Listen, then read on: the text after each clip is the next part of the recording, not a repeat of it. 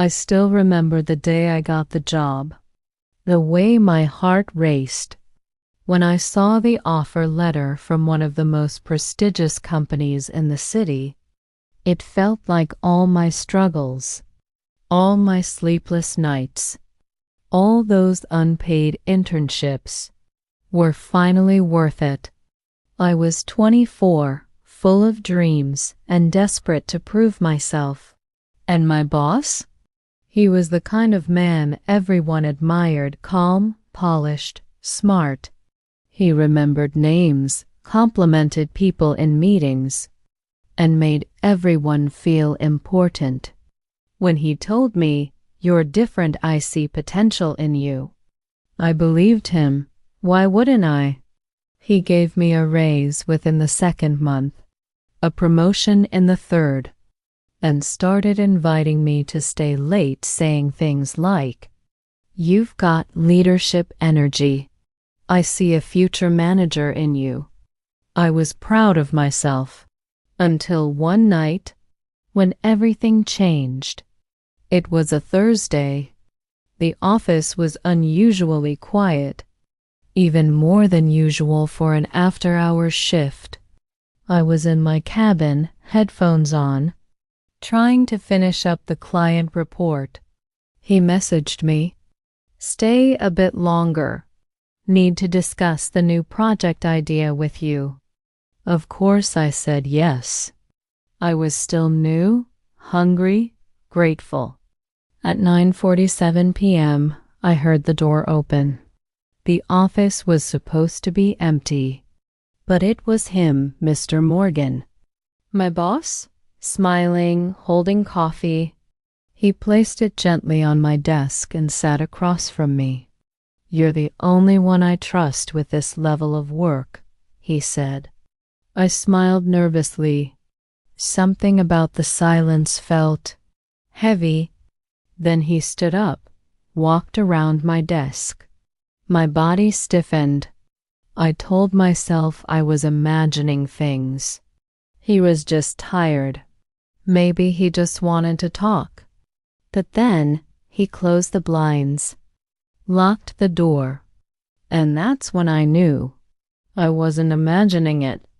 I stood up, instinctively trying to move away, but he grabbed me. Strong hands, no hesitation, no shame. "Sir, what are you?" Before I could even finish the sentence, he grabbed the back of my neck with one hand and pulled me toward him, his grip rough and possessive. His other hand forced my chin up, and then he kissed me. Not gently, not kindly. It was sharp, violent, one-sided. I struggled, trying to push him away, but his grip only tightened. Then suddenly he grabbed the front of my shirt and yanked it, tearing open my buttons. I heard them pop off, one after another, falling onto the floor beneath us. I gasped, horrified, but before I could even scream, he pulled a cloth from his coat, shoved it in my mouth. My muffled cries were useless. I fought, I kicked, I cried behind the gag, but he was too strong. The desk behind me shook. The air felt like glass shattering around me. My body froze while my mind screamed. And then, just like that, it was over. He buttoned his coat, picked up his phone. His assistant had called, and he left as if nothing had happened. I lay there, on the office carpet, shaking, my clothes wrinkled, my breath short. My legs wouldn't move. It wasn't just pain. It was the shock, the disbelief. I was still in my cabin when the lights automatically shut down. I must have passed out. I don't remember how I reached my desk the next day. I remember the bright office lights, the soft murmur of people, and then everything blurred. I fainted mid-email. When I opened my eyes, I saw Daniel, my colleague, sitting beside me. His brows were furrowed with worry. "You've been burning up," he said gently. "You've had a fever. They said you collapsed." The hospital walls were white, sterile, but for the first time since that night, I felt safe. I didn't say anything. How could I? Who would believe me?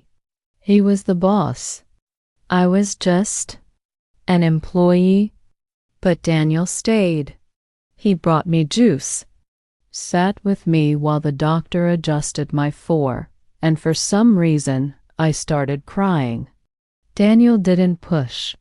He didn't ask questions. But later that evening, when I whispered, "Something bad happened in the office," he didn't interrupt. He just listened. And that gave me strength. Not the kind of strength you see in movies. The real kind, the kind that makes you take a breath and another and finally speak. I told him everything. The locked door, the cloth, the silence, the buttons on my shirt, the floor, the pain, and I watched as anger filled his eyes. I didn't go back to that office. I filed a complaint not just with HR, but through a lawyer. I had medical proof. CCTV footage confirmed the times. And Daniel? He gave a full statement. The case was messy, painful, full of lawyers, questions, doubts, and shame.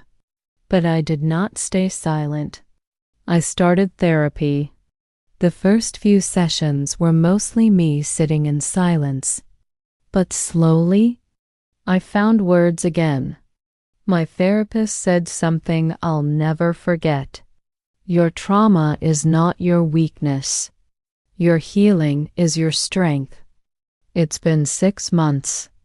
I'm not the same girl who walked into that office full of dreams. I'm still healing, still taking each day as it comes. But I've found strength I didn't know I had.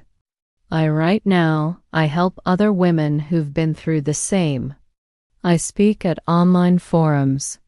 I've met girls who never got the chance to speak up. And every time I think about that night, I don't just see what he did. I see what I survived.